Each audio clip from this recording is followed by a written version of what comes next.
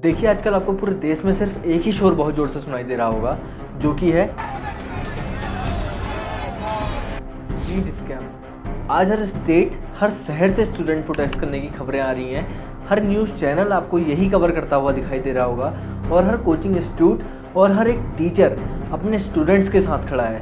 कैसे नीट का इतना बड़ा और एक प्रेस्टिजियस एग्ज़ाम एक स्कैम में कन्वर्ट हो जाता है और एनटीए के पास इसके लिए कोई जवाब नहीं। कौन सा फॉर्मूला था जिसको लगा के एनटीए ने सिर्फ कुछ ही बच्चों को ग्रेस मार्क्स दिए और अचानक पूरे देश से इतने इंटेलिजेंट बच्चे कहाँ से आ गए जो कि नीट के एग्ज़ाम में 720 आउट ऑफ 720 मार्क्स लाके ऑल इंडिया रैंक 1 लेके आते हैं और नीट की हिस्ट्री में पहली बार 67 स्टूडेंट्स की ऑल इंडिया रैंक 1 आती है। कैसे इस स्कैम की तार गुजरात से होते हुए बाकी सारे स्टेट से जुड़ती है और कौन है सिकंदर जो है इस पूरे स्कैम का मास्टरमाइंड? इन्हीं सारे सवालों को जवाब को आज जानेंगे हम इस वीडियो में और एक्सपोज करेंगे इस नीट के पूरे स्कैम को।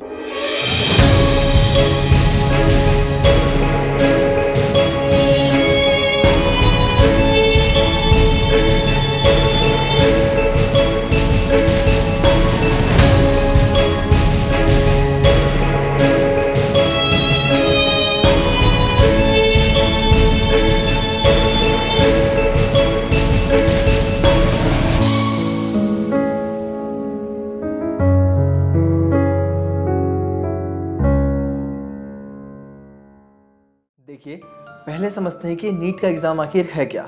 नीट यानी कि नेशनल एंट्रेंस कम एलिजिबिलिटी टेस्ट, जो कि एक एंट्रेंस एग्ज़ाम है और एक नेशनल लेवल का एग्ज़ाम है जिसमें हर साल लाखों बच्चे पार्टिसिपेट करते हैं ताकि वो अपना डॉक्टर बनने का सपना पूरा कर सकें। इस एग्ज़ाम के थ्रू बच्चों को हर साल गवर्नमेंट मेडिकल कॉलेजेस में एडमिशन मिलता है, जिसमें से बहुत सारे कॉलेज प्रेस्टिजियस होते हैं, जिसमें आपने एक बहुत बड़ा नाम सुना होगा जैसे कि एम्स दिल्ली। नीट से पहले AIPMT यानी कि all India pre medical test conduct करवाया जाता था और बहुत सारे स्टेट वाइज एग्जाम हुआ करते थे मेडिकल में एंट्रेंस के लिए। लेकिन 2013 और 14 के एकेडमिक ईयर के बाद से नीट को इंट्रोड्यूस करा गया और जब से नीट इंट्रोड्यूस हुआ, नीट ने इन सारे स्टेट वाइज एग्जाम और AIPMT को रिप्लेस करके एक नेशनल लेवल का एग्जाम बना दिया। जब नीट स्टार्टिंग में इंट्रोड्यूस हुआ था उस टाइम पे इसकी कंडक्टिंग अथॉरिटी हुआ करती थी CBSE यानी कि central board of secondary education, जो आपके 10th और 12th के एग्जाम भी कंडक्ट करवाती है। लेकिन एनटीए के स्टैब्लिश होने के बाद से आज तक NTA यानी कि नेशनल टेस्टिंग एजेंसी इस एग्जाम को कंडक्ट करवाती है। आप इस एजेंसी का नाम जरूर याद रखिएगा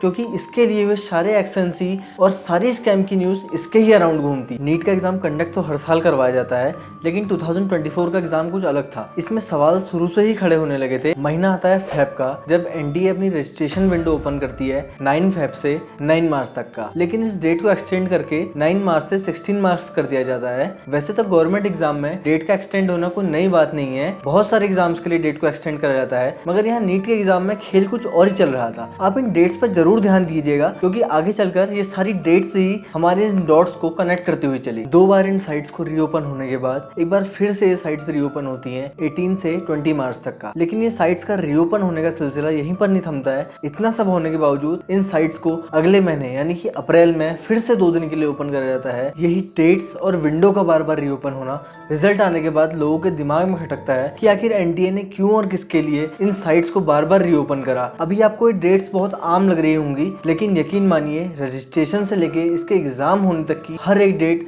आपका दिमाग घुमाने के लिए काफी है। दिन आता है 5 मई का, जिस दिन इस एग्जाम को कंडक्ट कराया जाना था। हर स्टूडेंट जिसने साल भर इस एग्जाम के लिए जी तोड़ मेहनत करी थी, वो ये नहीं जानता था कि उसकी मेहनत के ऊपर पहले ही किसी ने ब्लैंक चेक्स का दबाव डाल दिया है। ये ब्लैंक चेक्स की तार जुड़ती है गुजरात से, जहां वडोदरा के एक सेंटर से पुलिस 5 लोग को अरेस्ट करती है, जिसमें से एक कोचिंग इंस्टीट्यूट का हेड होता है, दूसरा होता है विभोर आनंद जो कि एक कंसल्टेंट है, तीसरा होता है पुरुषोत्तम शर्मा जो खुद इस स्कूल का प्रिंसिपल होता है जिसको एग्जाम सेंटर में कन्वर्ट करा गया होता है, चौथा और सबसे हैरान करने वाला आरोपी जिसको पुलिस अरेस्ट करती है वो होता है तुषार भट्ट जो खुद इस एग्जाम सेंटर का डेप्यूटी सुपरिटेंडेंट होता है। इसके बाद पुलिस 5वां आरोपी जिसको अरेस्ट करती है वो होता है परशुराम रॉय जो कि वडोदरा की इमिग्रेशन एजेंसी का ओनर होता है। तो अब आपको समझ में आ रहा होगा कि कैसे ये ऊपर से नीचे तक सारे चोर मिलके स्टूडेंट्स के फ्यूचर को खराब करके धड़ल्ले से इस एग्जाम को एक स्कैम बना रहे हैं। इस सेंटर में जिस भी स्टूडेंट्स के पेरेंट्स ने पैसा दिया था उन बच्चों से सिर्फ कहा गया था कि आपको जो आंसर एक्यूरेटली आते हैं आप OMR सीट में सिर्फ उनको ही भरिएगा, क्योंकि बाकी के बचे हुए आंसर्स का करने कराने का जिम्मा वहाँ के टीचर्स ने पैसे खा के अपने मजबूत कंधों पर लिया हुआ था। पुलिस स्टेशन में एक FIR दर्ज होती है, जिसके बाद पुलिस उस सेंटर में रेड मारती है, जहाँ से पुलिस को पता चलता है कि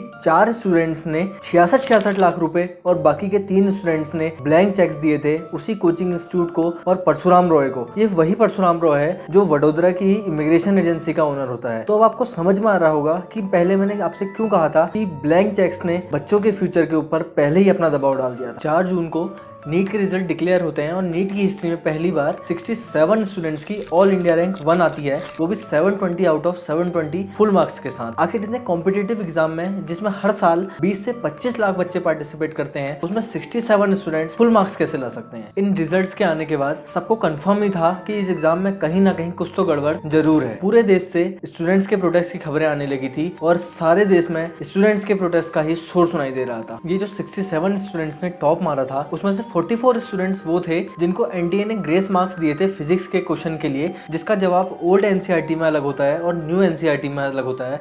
उसी बेसिस पे उनको ग्रेस मार्क्स दिए गए और 6 स्टूडेंट ऐसे थे जिनको टाइम का लॉस रिकवर करने के लिए ग्रेस मार्क्स दिए गए। हालांकि ये ग्रेस मार्क्स सिर्फ 1563 बच्चों को ही मिल पाए जो कि सिर्फ एनटीए तक पहुंच पाए। रिजल्ट्स आने के बाद बहुत सारी पिटीशन सुप्रीम कोर्ट में फाइल कर जाती हैं, जिसमें देश के बहुत बड़े बड़े कोचिंग इंस्टीट्यूट जो कि नीट की कोचिंग करवाते हैं और स्टूडेंट्स खुद खड़े थे। नीट का रिजल्ट आने के बाद बहुत सारे सवाल लोगों के मन में खड़े होते हैं कि आखिर कैसे एनटीए ने ग्रेस मार्क्स अलॉट करे और कौन सा फॉर्मूला लगा के टाइम लॉस को कैलकुलेट करा गया। और 67 स्टूडेंट्स ने कौन सा ऐसा अमृत पी लिया था जो ये इतने स्मार्ट और इतने इंटेलिजेंट हो गए कि इतने बड़े कॉम्पिटिटिव एग्जाम में जिसमें 25 लाख स्टूडेंट कंपीट करते हैं, उसमें 67 स्टूडेंट टॉप मार सकते हैं। इन्हीं सबके ऊपर एक खबर और सामने आती है कि जो 67 स्टूडेंट्स जिन्हें टॉप मारा था, उसमें से 6 स्टूडेंट सेम सेंटर में से थे। इन्हीं सब एलिगेशंस के ऊपर एनटीए की एक प्रेस रिलीज आती है, जिसमें एनटीए बताती है कि जो 6 स्टूडेंट सेम सेंटर से थे, उनके 45 मिनट का लॉस एक गलत पेपर मिलने की वजह से हुआ था, जिस बेसिस पे उनको ग्रेस मार्क्स अलॉट करे गए। सुप्रीम कोर्ट में स्टूडेंट्स और टीचर ने जो पिटीशंस फाइल करी थी,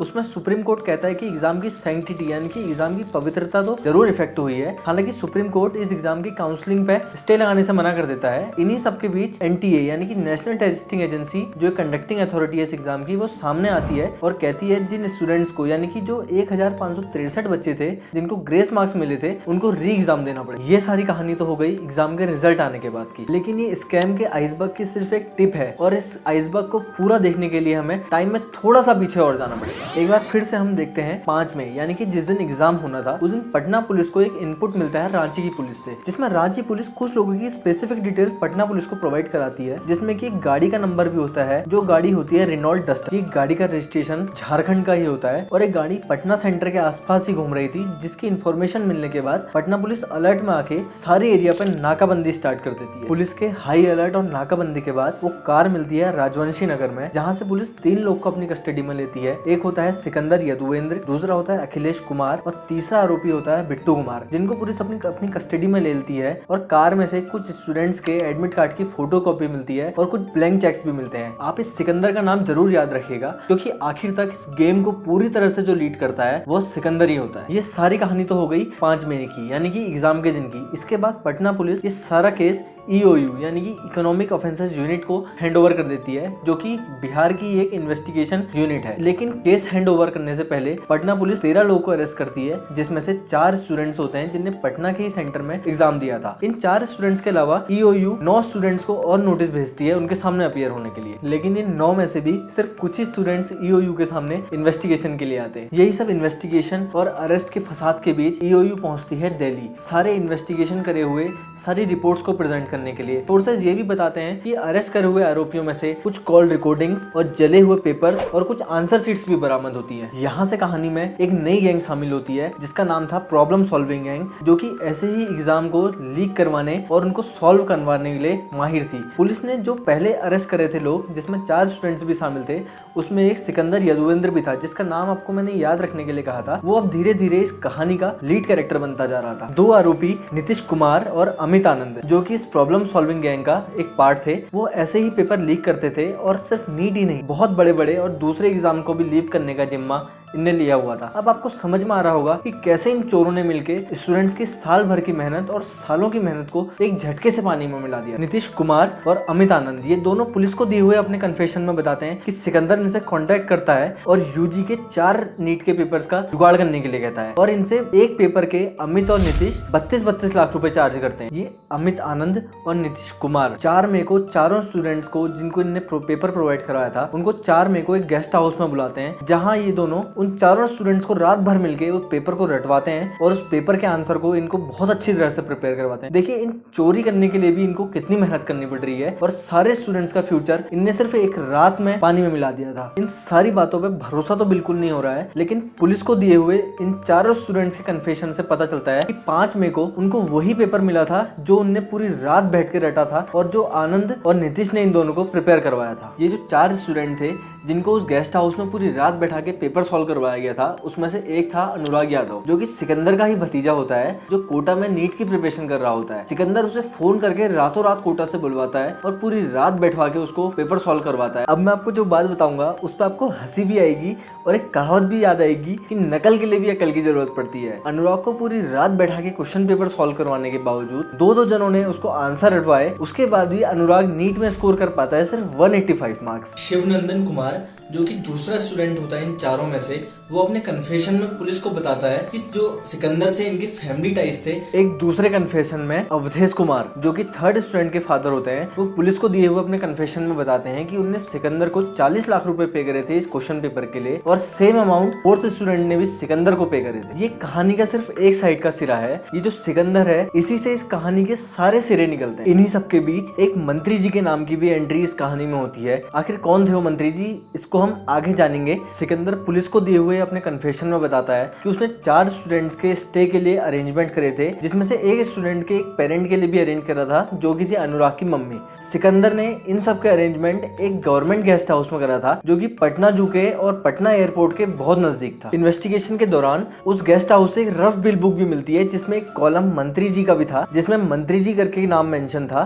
सिकंदर अपने कन्फेशन में ये भी बताता है कि ये गेस्ट हाउस बुक करने में सिकंदर की हेल्प प्रीतम कुमार जो कि बिहार के farmer deputy CM Tejashwi Yadav के पर पीए थे। ये कहानी थी नीट स्कैम में अभी तक की हुई इन्वेस्टिगेशन की। तो अब आपको समझ में तो आ गया होगा कि क्यों मैंने सिकंदर को अभी तक का मास्टरमाइंड कहा था इस पूरे स्कैम का, कैसे उसने इन सारे पेपर्स का अरेंजमेंट करा। देखिए ये सब चीजों से ये तो साबित होता है कि नीट का पेपर लीक जरूर हुआ है, लेकिन ये अथॉरिटी से बाहर कैसे आया ये गुत्थी का सुलझना अभी तक बाकी है। इतना सब बवाल होने के बाद और इतने सारे आरोपियों के कन्फेशन सामने आने के बाद सीबीआई इंक्वायरी की डिमांड उठने लगती है ताकि ये पूरे केस की इंक्वायरी एक फेयर और एक ट्रांसपेरेंट तरीके से की जा सके और 24 तारीख को ये पूरे स्कैम का केस सीबीआई को हैंडओवर कर दिया जाता है और आगे की जितनी भी इंक्वायरी होगी अब वो सीबीआई के अंडर होगी। इन्हीं सबके साथ एक 7 मेंबर कमेटी बनाई गई जिसको कि हेड कर रहे थे इसरो के फॉर्मर चीफ डॉक्टर के राधाकृष्णन। ये कमेटी इसलिए बनाई गई थी ताकि एनटीए के अंदर कुछ रिफॉर्म्स ला सकें और एक कमेटी कुछ रिकमेंड कर सके ताकि जिससे फ्यूचर में ऐसे पेपर लीक्स ना हो सके और ऐसे स्कैम को अंजाम न दिया जा सके। इतनी सारी इन्वेस्टिगेशन और इतने खुलासे होने के बाद भी